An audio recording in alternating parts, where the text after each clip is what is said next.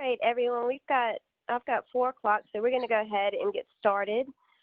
This is Casey McGee with Network 8, and I want to welcome you all to today's webinar on the benefits of home dialysis, titled What Matters to You, which will be presented by Dory Chattel. Also on the call with me today, I have Sheila McMaster, who is Network 8 QI Director, and Natasha Avery, who is the Network 8 Executive Director. I'm going to start off with a few webinar reminders. We do have everyone muted upon entry, and you will remain muted throughout the duration of the presentation. However, for those of you who have joined the webinar on your computer, we do encourage you all to ask questions at any time during the presentation, and this can be done by submitting your question to all panelists using the chat feature. So please make sure that you do send your question to all panelists because there will be more than one of us monitoring chat. I know that we have some people who are dialing into the webinar using only their phones. So at the end of the presentation, we will open up the phone lines just in case anyone who's dialed in has any questions. So please just remember to put your phone on mute if you aren't speaking so that we can minimize any background noise and we can hear the person who is asking the question. And at this time, I would like to introduce to you our speaker for today. Dory Chattel is Executive Director of the nonprofit Medical Education Institute, which conducts research and develops evidence-based educational materials to help people with kidney disease live as fully as possible.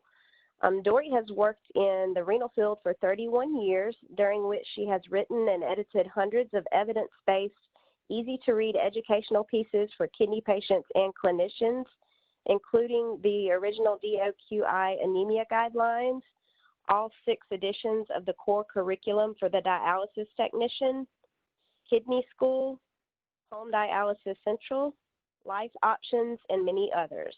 She is co-author with Dr. John Agar of the book Help, I Need Dialysis, The Match D, and the My Life, My Dialysis Choice Treatment Matcher.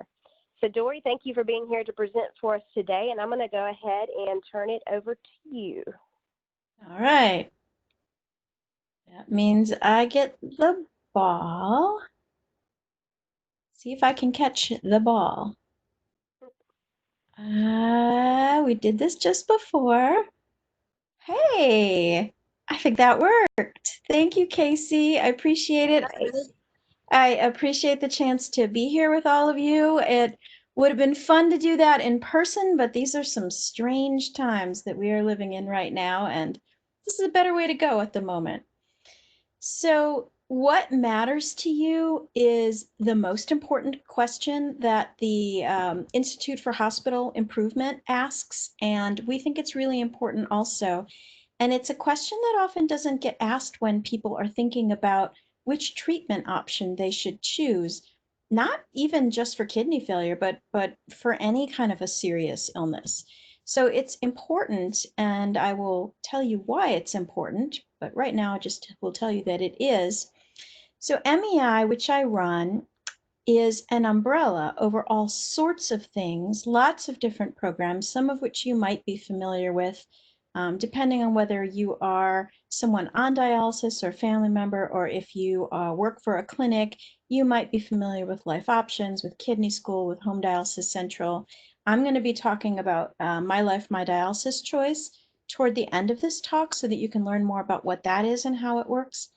But I just wanted you to kind of see that we're kind of a complicated little nonprofit with lots of things going on at any one time.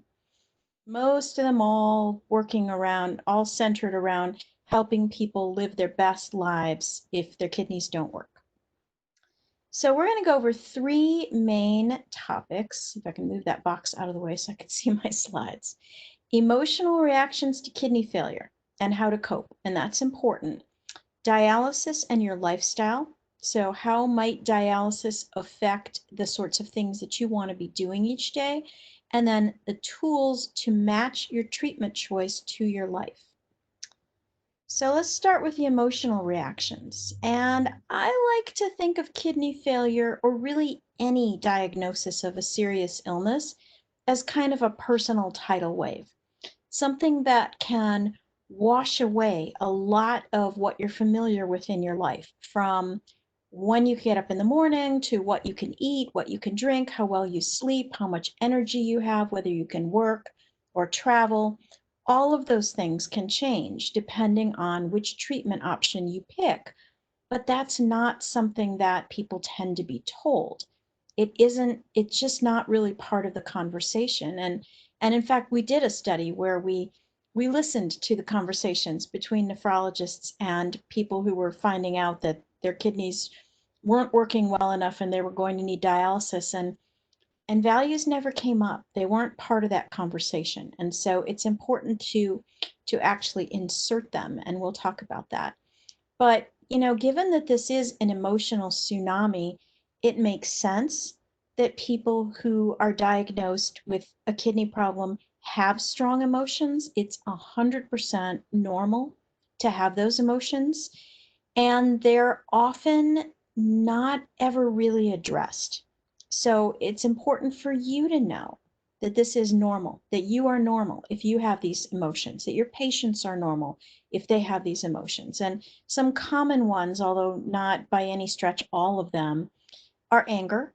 And that anger might be aimed at themselves.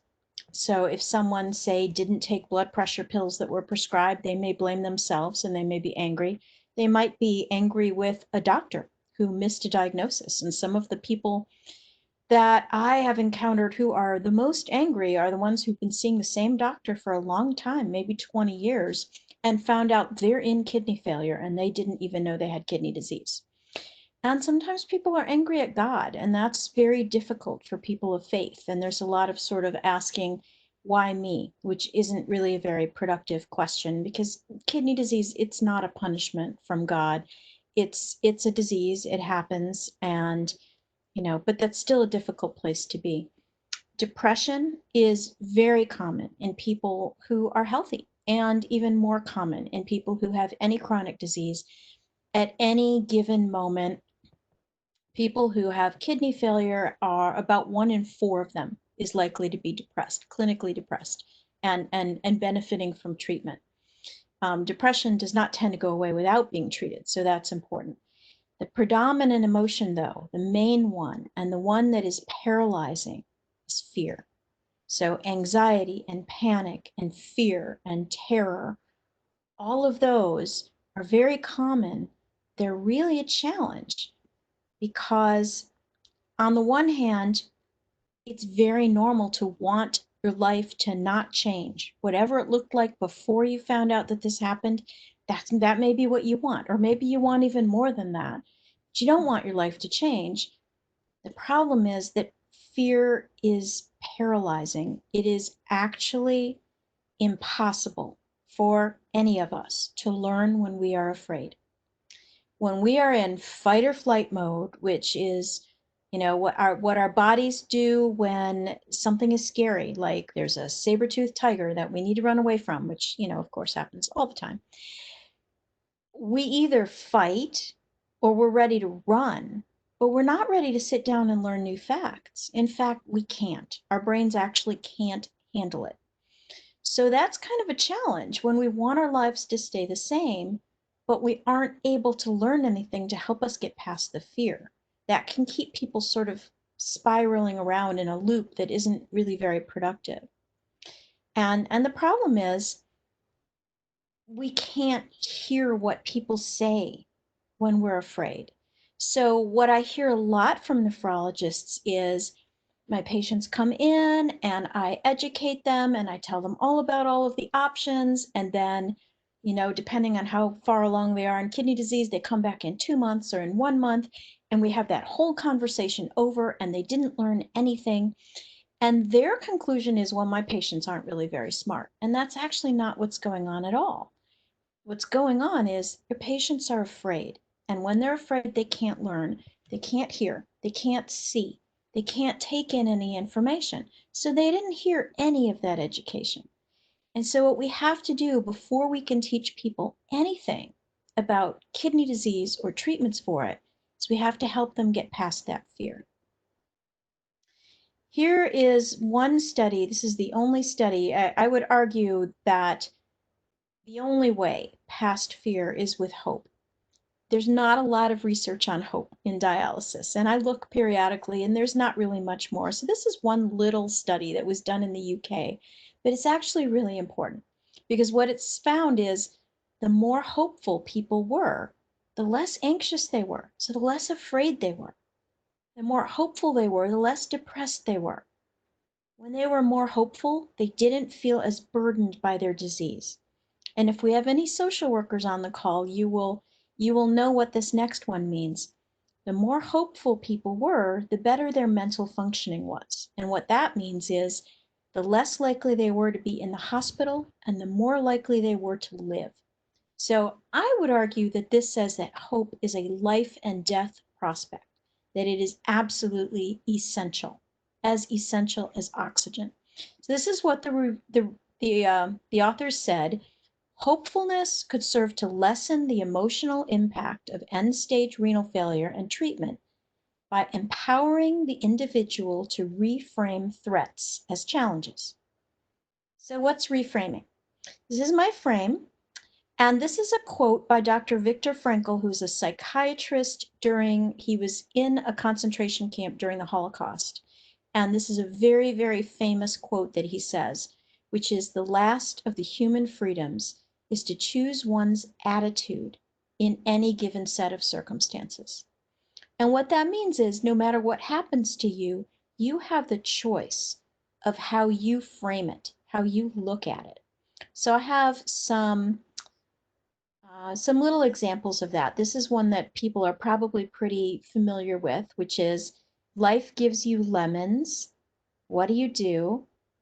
You make lemonade, right? And that's an example of reframing, kind of like looking for the silver lining in the cloud, which is not an image that I had. Here's a picture for those of you on the phone of a little girl looking very mutinous.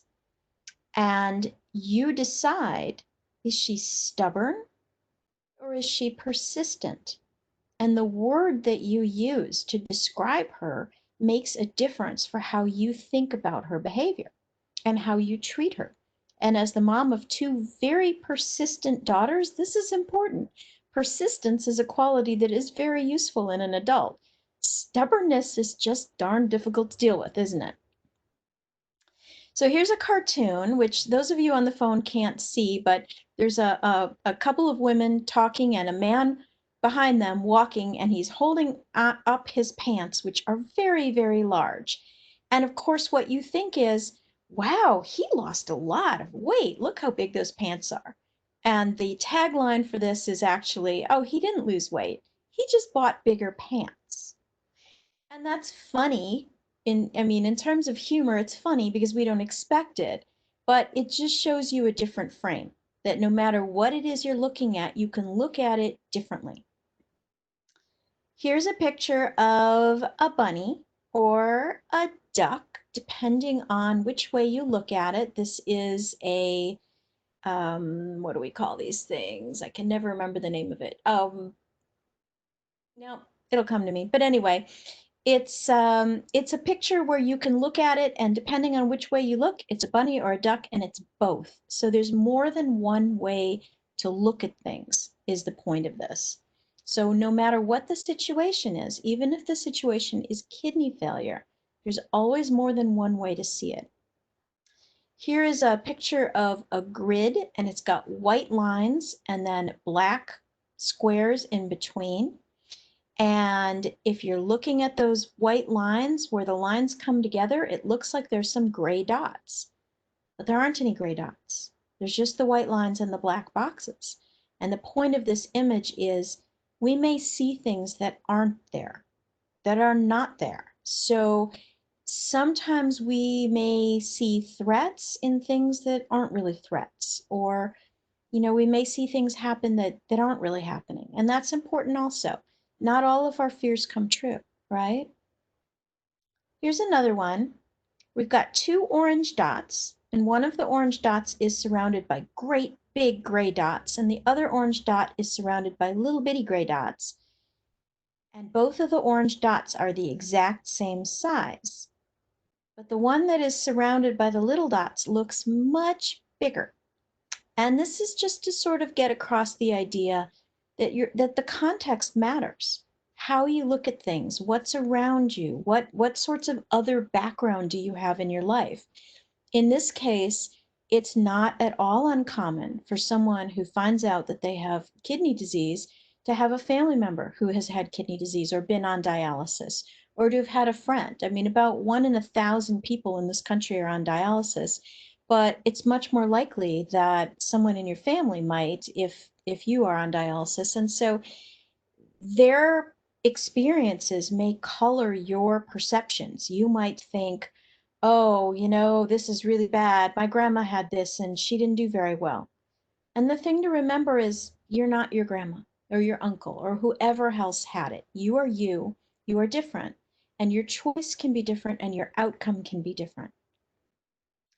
And I don't even know how to describe this picture. If you're familiar with M.C. Escher, it's kind of like an Escher drawing. It's a cube with lines, and they do not go together. And what I say on this slide is new information can be confusing. And the problem is it doesn't fit together with what you know, and you're not quite sure exactly what to do with it in your head. And it's overwhelming because there's so much to learn and it's so complicated. So it's just important to kind of be gentle with yourself and to know that if you stick with it, you will learn. Keep trying. Don't, be gentle with yourself about being confused. That's normal too. And I like to show this. This is a very unusual fellow. I'm showing a book cover of a man named Nick Vujicic, who is at this point in his life a motivational speaker. Nick was born with no arms and no legs. And his childhood and adolescence were, as you can imagine, very challenging. And at one point, he even wanted to commit suicide, but with no arms and no legs, he actually couldn't figure out how. And you know what? Nick turned out to he has a very deep faith and he believes very strongly in God. And as I said, he is a speaker, but he also he's having a really good life despite obstacles that I don't think any of us would want to trade. So the caption on the slide is things could be worse. And the next picture is Nick and his beautiful wife and their 2 sons and their little twin daughters. So he is having a terrific life, even though things on the outside, if we look at him, we think, oh my gosh, that seems like it would be so difficult. It is, but it's his life. He is choosing to make it good, and it sure looks good from the outside. He's written some wonderful books. I highly recommend them.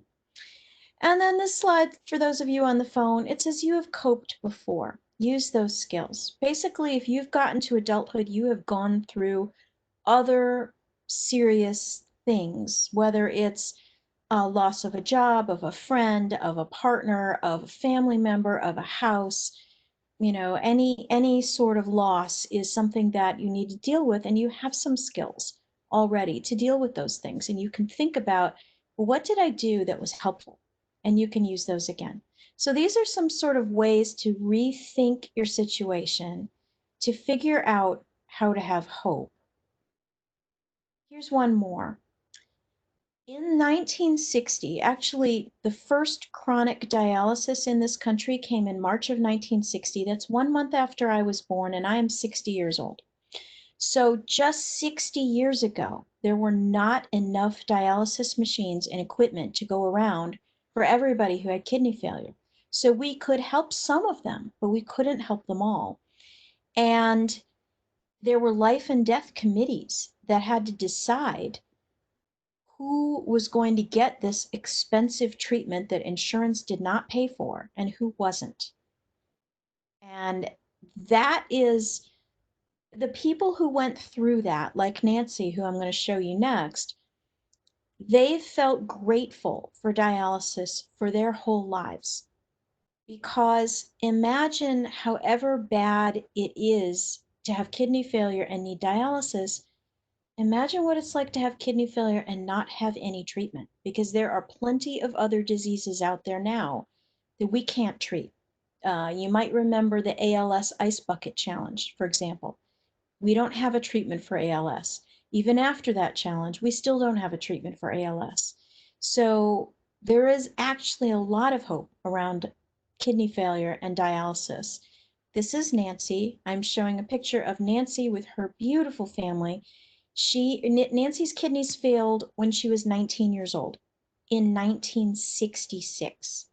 Nancy is a grandma today. She is retired due to age. She was a teacher, and then when one of her transplants failed, she went back and she became a nurse.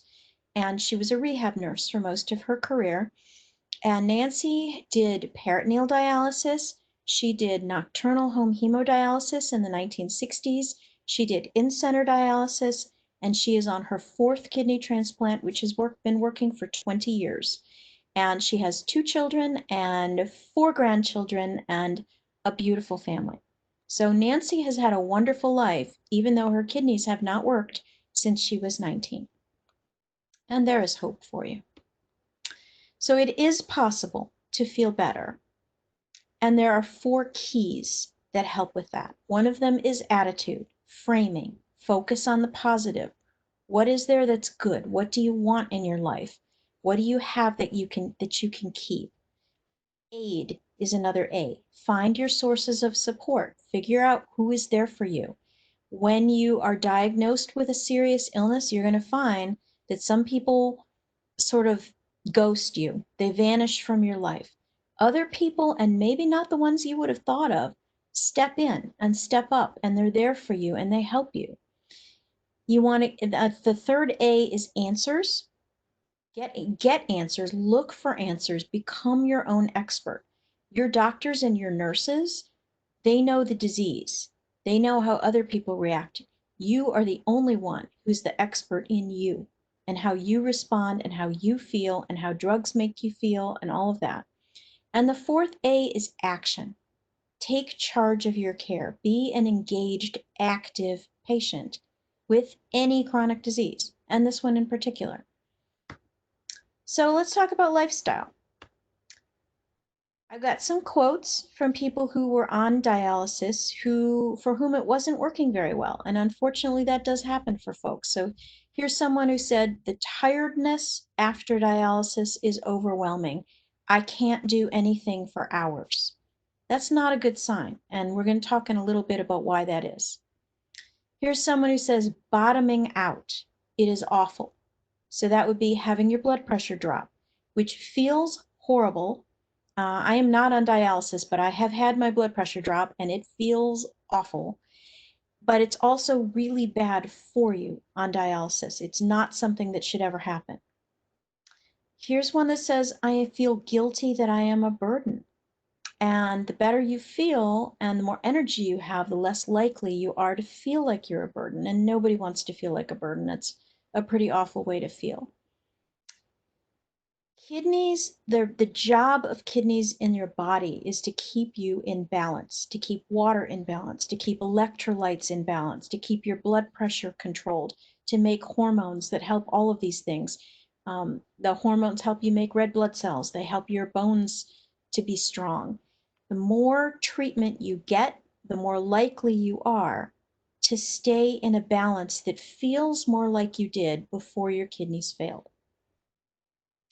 There are actually 7 different ways to do dialysis. And then, they're in some subcategories. There's peritoneal dialysis, which uses the lining of the belly as the filter to clean the blood. It's only 1 cell layer thick. It's very delicate. And so often peritoneal dialysis is something that can really only be done for 2 or 3 years. But there are people who have done PD for as long as 17 years. They are in the minority, at least in this country, but it does happen. It helps to be small, like Nancy. Nancy did peritoneal dialysis for 8 years, and she loved it and would go back to it if her current kidney fails, which hopefully it won't. So peritoneal dialysis can be done manually, where the exchanges of fluid into the belly and out of the belly are done 4 times a day usually, or it can be done with a cycler machine, and I have a picture of one of those. A cycler machine is the smallest dialysis machine there is. Even the biggest cycler weighs about 30 pounds, and you can take it on an airplane and put it in an overhead bin or under the seat in front of you. So it's pretty small. I'm showing an amniocycler, which is the smallest one of all, and I think it's about 20 pounds. So, I mean, you wouldn't want to carry it under your arm all day, but you can take it with you. In-center hemodialysis, there are two forms of that. They are both done using a standard machine, like a Fresenius machine, about the size of a 4-drawer file cabinet, and it requires separate water treatment. And that's either done on a standard schedule, which is about it's 3 times a week by, on average in this country, 3.6 hours. In other countries, those standard treatments are quite a bit longer. In Australia and New Zealand and Japan especially, they're much closer to 5 hours than they are 3.5, and that makes a big difference in how people feel. Nocturnal dialysis, done at night while people sleep, can also be done in center. That's probably at this point the rarest option in this country, but it is possible, and it can be a really good option if you live alone or you don't, you live in an apartment, maybe you don't want to have a machine in your house. To go into the clinic, often that tends to be at about 8 or 9 o'clock at night, and you get out at about 4 o'clock in the morning. I always thought, wow, that sounds like the worst time shift I can think of. I could never sleep then. And then I've done talks where people said, oh, I did that and I loved it. So, you know, again, this is about fit and what works for you. It wouldn't work for me, but it might work for you. And then there's home hemodialysis, and there are 3 different ways to do that. The machine that is most often used at this point for home hemodialysis is a next stage machine. There are other machines that are very, very close. Outset has one that is approved for ICU use, and the Tableau is approved in Europe and is going for FDA approval in the US. And so both of these will be available soon, I think. Neither of them are quite yet. And then there are some other ones in the sort of in the wings. But right now, the next stage machine is the most used machine.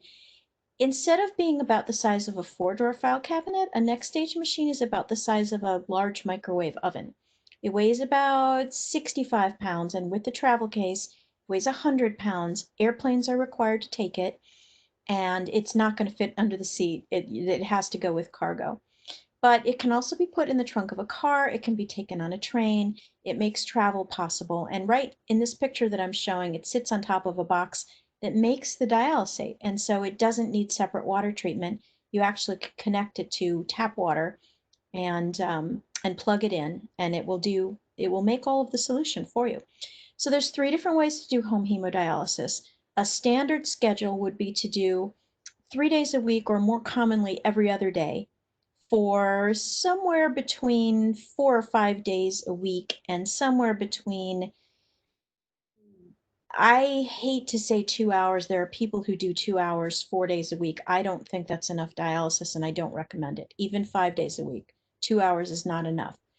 But 3 hours or 4 hours, say 5 times a week, now we're starting to get there. And that's a reasonable amount of dialysis. That's standard. Oh, sorry, that's standard is 3 times a week. For 4 or up to 5 hours usually. Short daily is 5 or 6 days a week for 2.5 to 4 hours. Nocturnal home hemo is either every other night, up to 6 nights a week, for usually 7 or 8 hours, but it can be done on your own schedule. All of these can be done on your own schedule. And that's kind of the benefit of both PD and all of the forms of home hemo, is that you're not necessarily coming in on a clinic schedule with them saying, all right, it's going to be Tuesday, Thursday, Saturday from 5 a.m. to, 8 a.m. and you're not a morning person. That can happen. You can try to switch if a treatment in center isn't a time that you want, but there may not be another slot. So you give up a lot of control when you go to an in-center schedule that you may not realize that that's something that you're giving up. At any rate, 7 options. Now I have some arrows, and what I'm showing is kidney function from least to most, the most being healthy with 2 kidneys that work. The least amount of dialysis that you can get is standard in-center hemo. Hemo in general is considerably more efficient than peritoneal dialysis, but it's intermittent. It's only done 3 times a week, and so you don't get nearly as much of it. But the 3.5 hours or so, 3 times a week of standard and center hemo are about equivalent to what might end up being 10 hours, 7 nights a week of cycler PD. 70 hours is about the same as 12 hours. So you can see PD is much less efficient, but it's actually more dialysis because it's done continuously. So you don't have breaks in between. You don't have steep ups and downs in water and wastes being removed from the blood. And also, peritoneal dialysis is the only treatment that removes protein-bound wastes. So I don't even want to get into that. It's kind of complicated, but there are some toxins that actually are better removed with PD than any other option. The next most dialysis you can get is daily hemodialysis. And the next is in-center nocturnal. So in-center nocturnal is only 3 times a week, but it's 8 hours. So 8 times 3 nights is 24 hours of dialysis a week. Daily hemo may be as little as 2.5 times 4, 10 hours, or even 4 times 4 is 16 hours. So if you do 4 hours times 5 days a week, it's 20 hours, and in-center nocturnal is still more dialysis than that. And the hours that the blood is touching the dialysis membrane matter a lot. So more is better. And then there's nocturnal home hemo. And because that's more nights a week, maybe even as many as 6, that could be 56 hours of treatment a week. That's quite a bit more than in-center nocturnal. And then the only way to get more dialysis than that is with a kidney transplant. And then you get 1 kidney. It may well enlarge and do the work of 2. My friend Lori Hartwell, whom some of you have heard of, I think she just posted a month or 2 ago that her creatinine is 0.6. That is better than mine and both of my kidneys work, and she has a transplant. So you can do great with the kidney. But nocturnal home hemo is actually, the survival with that option is about the same as getting a deceased donor kidney transplant. So that's a lot of dialysis with no immunosuppressants. So let's look at how long it takes to feel well again after standard and center hemo. That can range, Dr. Lindsay found, anywhere from about 2 hours, which is pretty good, to more than 12 hours, which is not good at all. The longer it takes to feel well again after a dialysis treatment, the more likely it is that some damage is being done to the heart. And I'm going to talk about that in a minute. So recovery time is a very important metric. If you think about that yourself, if you are on dialysis, or if you ask your patients just this one question, how long does it take you to feel well again after a treatment, that can be a really important quality measure and something that gets at how gently water is being removed. Because on a day-to-day basis, how someone feels on dialysis is not about the toxins. It's almost 100% about how gently water is removed. And often it's not very gentle, and that's kind of the challenge.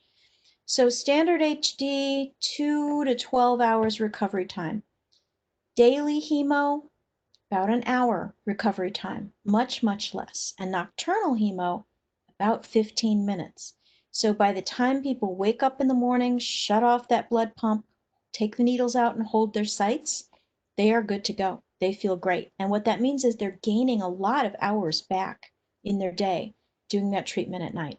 Peritoneal dialysis does not have a recovery time, and it also does not harm the heart. So that is something to keep in mind also. There are 2 things that can cause a long recovery time. One of them is taking off too much water. This often happens on a Friday or a Thursday, depending on your dialysis schedule. But what that can mean is that extra water might be taken off on that day before that 2-day gap to get you through the weekend so that you can drink a little bit more over the weekend. But taking off too much water is very, very hard on the heart. And the other thing that can cause a long recovery is taking the right amount of water off, but doing it too quickly. So there's the ultrafiltration, that's water removal amount, and there's the ultrafiltration rate. And those are two separate things, and they both matter. And I have a little race car that zooms by so that you keep in mind that fast is not good when it comes to dialysis. Why is that? Well, we are 60% water. So 60% of our body weight is water, but most of it, 90%, is captured. It's inside our cells or it's in between our cells. And dialysis can't get at that water. When you have swollen ankles, for example, you have edema, that water is not in your blood. That water is inside and in between your cells in your feet or your belly or your face or your hands or wherever it is that you swell up when you have edema. It's not in your blood though. Only 8% of all the water in our bodies is in our blood. But every cell in your body needs to be cleaned with dialysis, and dialysis can only get to that 8%. So the average person has about 4 liters of blood. If you come into dialysis and you are, say, 4 liters overweight, then obviously the treatment is not going to take all of your blood. The idea is that you take as much extra water as there is out of the blood, and then that water slowly moves from inside of your cells to in between your cells and then into your blood so it can be taken out. But that's a slow process. It takes time. And sometimes treatments aren't long enough to let that happen. And what that means is too much water is pulled out of the blood. And then you end up with what I call fire hose dialysis, but you get thick, sludgy blood, which is not good because it's a stroke risk.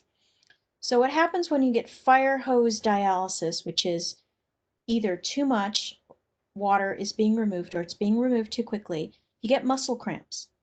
Muscle cramps should never happen. They should be a never event. In fact, they do happen about once a week in most people. So this is pretty common and it should be a never event. You might get your blood pressure might crash, which we've already talked about, and you feel horrible, or you may feel washed out or like you have the flu for, say, 12 hours or more after a treatment. Not a good sign. The problem is that when your blood is thick and sludgy, not enough of it is getting to your organs, to your heart, to your whatever kidney function you have left, to your brain. And this can actually cause damage that's called stunning. And stunning damage can be severe. It can actually cause what's called left ventricular hypertrophy. So the left ventricle of the heart, the main pumping chamber, it gets big and it gets flabby and it fills up so that there isn't even room for blood in your heart. So you may have been told that your ejection fraction is low. That's a sign that there's left ventricular hypertrophy. That damage, which is fibrosis that is caused by stunning, can be so severe that some people are no longer eligible to get a kidney transplant. So this is not a small problem. This is a very big, very important, dangerous problem. And it's completely preventable with gentler dialysis. It's also reversible with gentler dialysis, and that's important to know. It can get better. So if you have this, don't panic. What's best for your body is what your body is used to, which is 2 healthy kidneys that work 168 hours a week. That may not be possible right off the bat. And even with a transplant, still 1, it may work as well as 2, it may work better than 2, but this is important. Your body is used to removing 1 drop of fluid at a time, sending it from the kidneys to the bladder, and then when your bladder is full, you empty it, and it's a very gentle process. What research has found is that the slower the water is removed, the more likely people are to live. So with a rate of less than 10 mils per hour per kilo of body weight, people lived almost 60% longer. And that's where you get that difference between conventional standard in-center hemo and, say, nocturnal hemo, which is almost as good as transplant. This is why it's almost as good as transplant, because it's very, very gentle. So the higher the ultrafiltration rate, the poorer the survival. That 10 to 13 rate in yellow, 13 is, I think, the cutoff that Medicare set. That was with some industry input, and it really should have been less than 10. And higher than 13 is what we call the danger zone. So we built a tool, and you can use this on your phone, or you can use this on a tablet, or your clinic can use this, but it's an ultrafiltration rate calculator where you can plug in how much water do you want to take off? What do you weigh now? How long are your treatments? Do you have a heart problem? And you click calculate, and it will tell you if you are in the green, if you are in the yellow, or if you are in the red. And if you are in the red, it will tell you what to do to not be in the red. Do a longer treatment, gain less water weight. You know, some of this is within your control. But this calculator can really be helpful both for people who are in center and for people who do home hemo. You don't need it for PD because PD is so much gentler.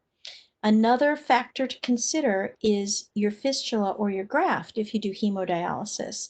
And what I have here is a picture of firefighters with a fire hose that is blasting out water. And the question, does your access prefer this? Or then I have a garden hose that is gently trickling, or this. And Dr. Agar, with whom I wrote that book, Help I Need Dialysis, is absolutely passionate about how very important it is to run that blood pump more slowly and gently, ideally never above 350. And I know that there are folks who are running at 400 and 450 and 500, and I have even heard 525. It actually does not improve the adequacy of dialysis by more than a tiny fraction. But what it does do to run that fast is it creates turbulence in the access that causes stenosis and clotting and access loss. It also can actually physically cause anxiety because it can make your heart pump so fast that you feel anxious, even though you're not mentally or emotionally anxious, you're physically anxious. And none of that has to happen. The dialysis will not be any worse with a blood flow rate of 350, and it will be gentler. So that's something to think about. So I said I would talk about lifestyle. The type of dialysis that you pick affects every single aspect of your life, and most people don't know that. So the treatment you pick is going to determine how easy it is for you to travel. And it's never easy with dialysis. It's always a challenge, but it can be easier or harder. How much energy you might have. It can affect your sex life with your partner profoundly. Now, your underlying disease can affect it as well. So I don't want to make it seem as if, switching to home dialysis will fix everything. That depends on what caused your kidney failure. But still, what you can eat or drink is really affected by how much treatment you get. The less treatment you get, the fewer choices you get, the less you can drink. The more treatment you get, the more choices you get, and the more you can drink. It affects sleep, it affects depression, it affects the ability to have a child, and it affects work and hobbies and your energy levels. So it's a big choice of which treatment to do, and it's really important to frame it in terms of what is important to you in your life. You can change treatments if your treatment doesn't work for your life. So I've been in daily contact with people on dialysis since about 1997. And at this point, it's somewhere between 15 and 20,000 different people. So I get lots and lots and lots of stories. And I see a lot of people who are just miserable, but afraid to switch treatments. You can really just dramatically transform your life by making a change to a different treatment if the one that you're on now doesn't work for you. And that can go in any direction. There's a fellow in our Home Dialysis Central Facebook group who started off on PD and it did not work for him and he switched to in-center hemo and he is very happy. And that's great because this isn't about home or in-center. It's about what works for you and your life and makes you feel as well as you can so you can live as long as you can and as well as you can. That's what matters. So I have no stake in which treatment you do. I just want it to fit your life. So some things that you might want to have in your life. You might want to have a job. Maybe you like your job, or maybe you like the paycheck from your job or the health plan from your job. Maybe you really want to retire. We all want to retire, but you still might want to work. It gives your day structure. It gives you coworkers. It gives you income and benefits and self-esteem. And it's, it may well be something that you want to keep doing. Travel may be something that's important to you. None of us are doing a whole lot of traveling right this second during a global pandemic, but plan ahead. It's not always going to be a global pandemic. At some point, it will be over. You might want to have the energy to garden, maybe with a grandchild. Maybe you want to buy a house. You're going to need that job to buy a house. Maybe you want to be able to swim. If you want to swim, then there are some options that are better fit for you than others. Maybe you want a dog. Maybe you have a dog. You want the energy to walk your dog. Or maybe you have a cat. My cat is sitting on my lap right now and you can't see her. You may want to spend more time with your kids. Right now, maybe you want to spend less time with your kids because we're in a global pandemic and we are all spending time with our kids. You may want energy to ride around on a bicycle, to take a vacation on a beach. Maybe you want to have a baby if you are of the age where that's possible. It is possible to have a baby with the right amount of treatment. As it turns out, there was the biggest study looking at pregnancy outcomes in people on dialysis found that people who got 35 hours of dialysis or less had a 50-50 chance of having a healthy baby once they got pregnant. It's difficult to get pregnant, but it does happen. But with 36 hours of dialysis a week or more, that chance went up to 85%. And there were women in the study who had 2 or 3 children on dialysis. So you might want to be able to hang out with your grandchildren or your great-grandchildren. Any of these and other things are things that you might want in your life. We have a tool that can help you match what you want your life to look like with the dialysis options so that you can see for yourself what might fit you best. And this is free and it's online and it's in English and in Spanish. So this is actually an old screenshot that doesn't show the Spanish button, but it's called My Life, My Dialysis Choice, and it's mydialysischoice.org. And it just starts out by saying, if your kidneys fail, dialysis can save your life, but dialysis is not just a medical treatment. It can also affect every aspect of your lifestyle. So this tool has 24 different values that you can pick from, and ideally you choose 3 or 4 at a time. You can choose more at the end, but the key question here is what matters to you. So instead of starting this conversation with, well, there's PD and there's hemo and there's needles and there's tubes and there's storage and there's masks and there's gloves and you have to be sterile and you need a lot of storage space, this starts with, what do you want your life to look like? Because that's what really matters. That's what gives folks hope. If you have hope, you can overcome a lot of these other things that seem very scary if you don't know what's in it for you to choose them.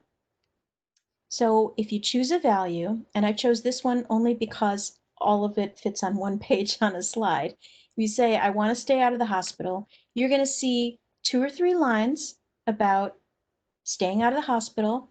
Every word that is in yellow with little dotted underlines has a pop-up definition. You can click those and you can see what they mean, or you can skip them. It's completely up to you. And then you're going to see 4 boxes. There's one for peritoneal dialysis. That includes peritoneal dialysis by hand or using a cycler. There's a box for standard hemo. That's standard hemo in center or at home. There's one box for daily hemo, and there's a box for nocturnal hemo in center or at home. And in each of those boxes, there are pros and cons, but they're not the generic pros and cons of, needles, tubes, whatever. They are specific to that value. So in this case for hospitalization, we actually pulled data from the United States Renal Data System and we included it. So we have how many days you might expect to be in the hospital each year, depending on which treatment option you use. And then you can rate them with stars, 1 to 4 stars. And at the end, what you get is a summary, 1 page, of what your values were and how you rated each of the options. And everybody will rate them different. We didn't weight any of these. These are completely transparent numbers. This tool meets the International Patient Decision Aid Standards, or IPDAS criteria. And what that means is, even without any research studies at all, it is effective. Because it meets all of those standards, this tool works. We have done some research. This tool does work. One of the large dialysis organizations has also done some research, and they have adopted it company-wide because it works. So it's free and it works. There's not really any downside. We highly recommend, if you take this as a patient, that you email that summary to yourself, that you print it if you can, you bring it in, and you use it to talk with your doctor.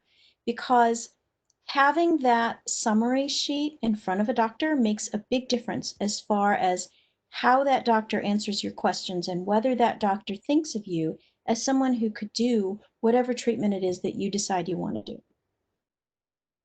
Home Dialysis Central is our resource website where you can learn about every treatment at home and in center nocturnal. Lots and lots of information. There's stories, there are weekly blogs, there's information about every treatment, there's a link to the decision aid, all kinds of stuff. And this book, Help, I Need Dialysis, I am actually right this minute with Dr. Agar working on the 2nd edition.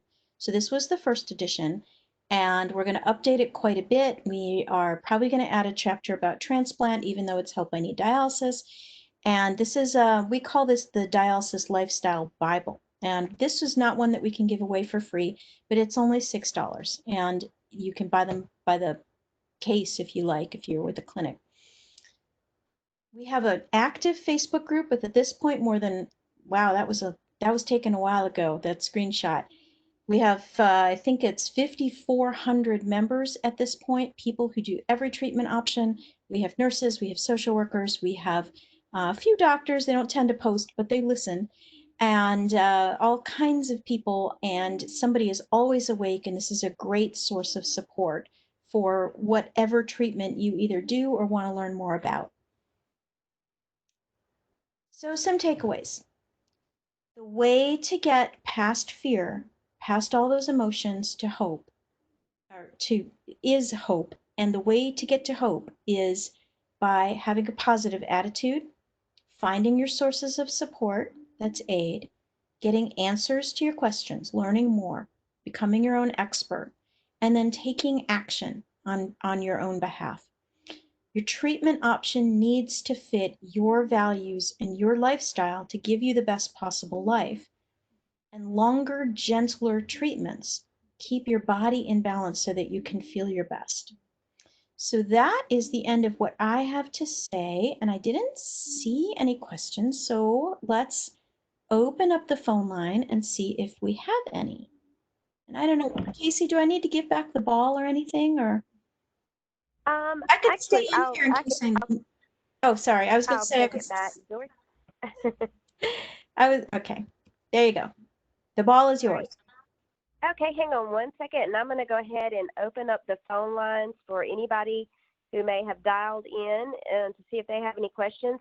Before I do so, I just want to make sure that everybody has, if you're not speaking, please put your phone on mute, just so that we can minimize any background noise and hear the person who's asking the question. Hey, Dory, this is Sheila.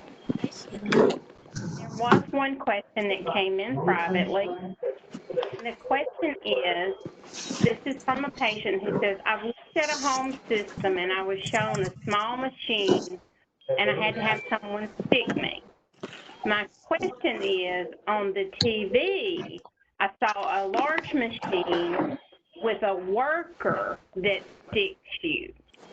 So I'm not sure if this is maybe referring to staff-assisted in-home dialysis, and I'm not sure how prevalent that is. We don't have any of those providers in Network 8. We may have that in Network 14, But do you have some information about that maybe? So a couple things. You may want to meet mine, Sheila, because it's really, yeah, really noisy. Or somebody's line is kind of noisy.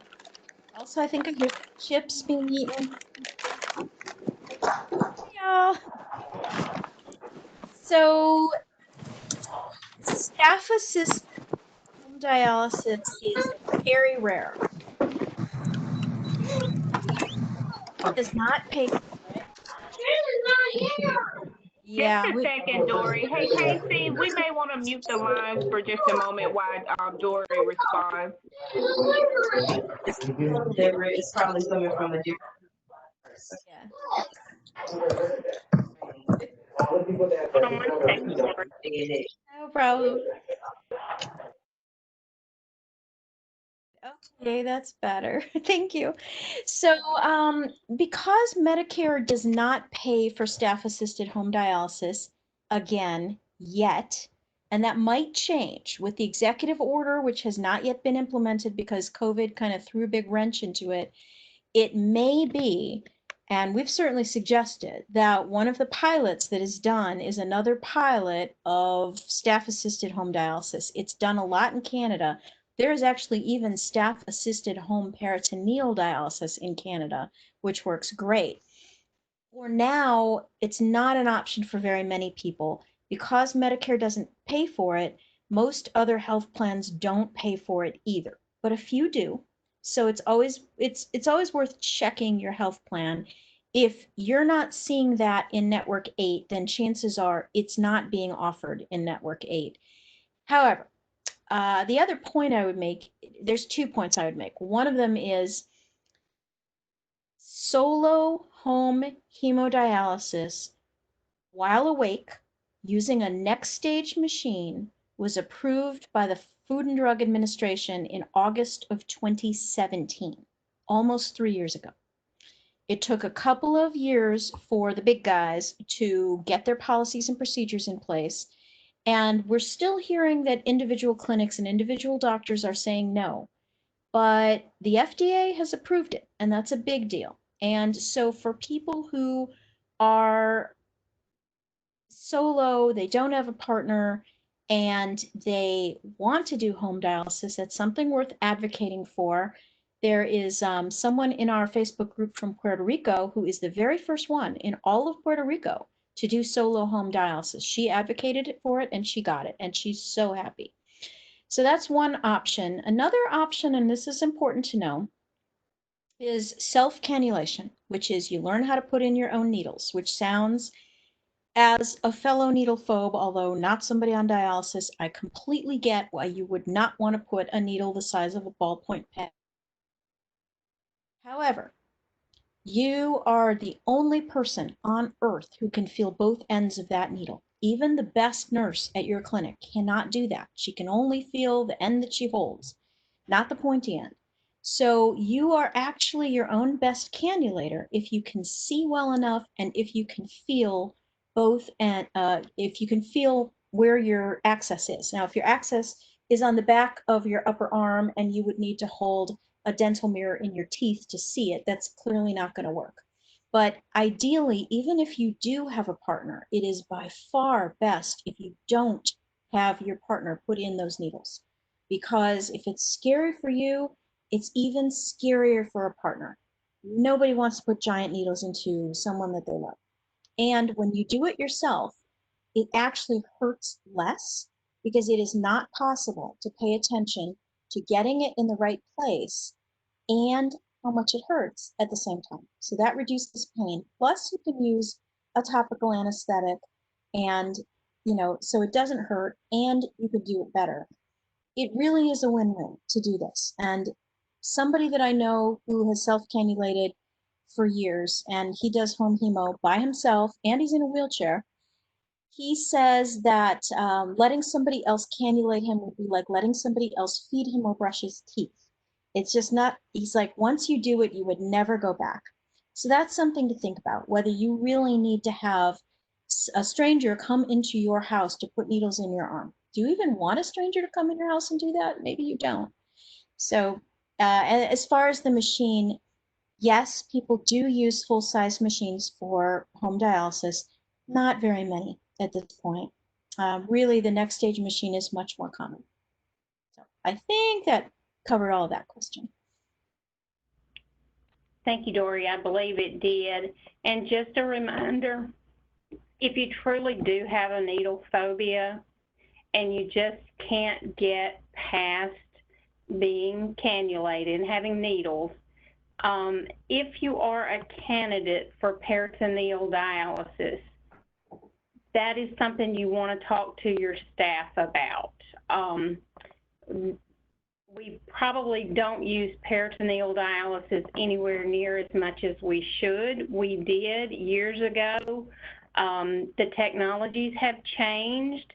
So what we see is maybe some of the old-time stories of infection and stuff that gets spread, but the technologies have changed. And the infections that used to happen with PD are markedly less now that the technologies have changed and the connections are different, the systems are different.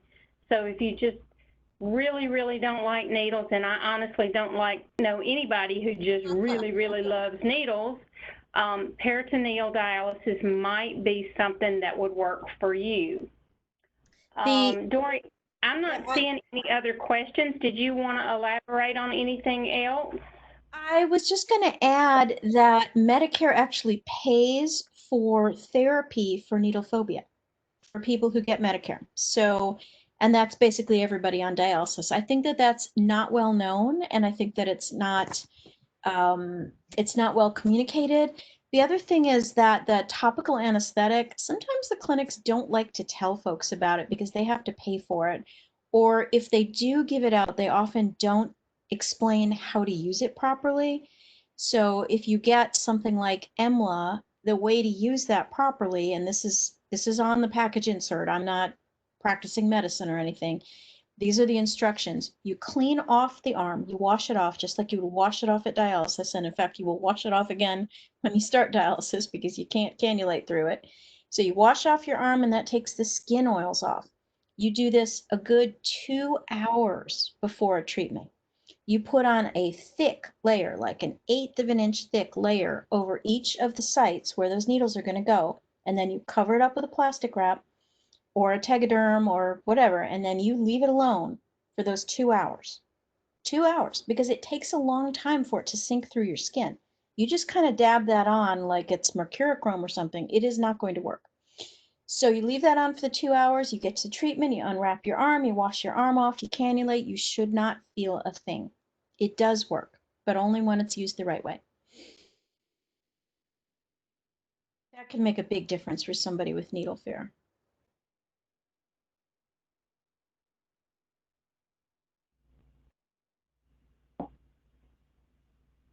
Good to know, Dory. I wasn't aware of the needle phobia therapy, so that is great information.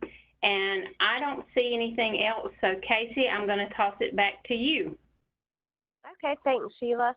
Thank you, Dory.